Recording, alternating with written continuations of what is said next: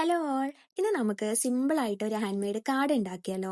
ഇതിനങ്ങനെ വലിയ സാധനങ്ങളൊന്നും വേണ്ട കേട്ടോ. ഒരു A4 ഷീറ്റും പിന്നെ വാട്ടർ കളറും പിന്നെ ഒരു മാസ്കിംഗ് ടേപ്പും പിന്നെ ഒരു സ്കെച്ച് പെന്നും ഉണ്ടെങ്കിൽ നമുക്ക് സിമ്പിൾ ആയിട്ട് ചെയ്തെടുക്കാം. ആദ്യം നമ്മളൊരു പേപ്പർ എടുക്കുക. ഞാനിവിടെ ഡ്രോയിങ് ബുക്കിൽ നിന്ന് ഒരു പേപ്പർ എടുത്തതാണ്. എന്നിട്ട് അതിലൊരു ലവ് ഷേപ്പ് വരഞ്ഞ് അതിന്റെ സെൻട്രൽ പോർഷനിൽ നമുക്ക് എന്താണോ കോട്ട് എഴുതേണ്ടത് ആ പോർഷനിൽ മാസ്കിംഗ് ടേപ്പ് ഒന്ന് വെക്കാം.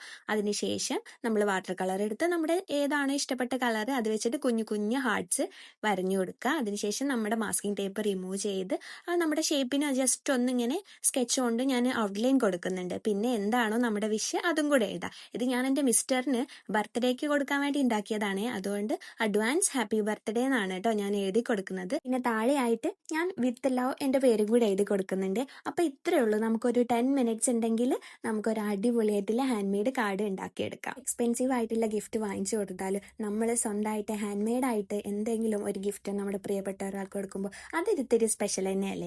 അപ്പോൾ ഇതാണ് കേട്ടോ നമ്മുടെ ഫൈനൽ ലുക്ക് വരുന്നത്.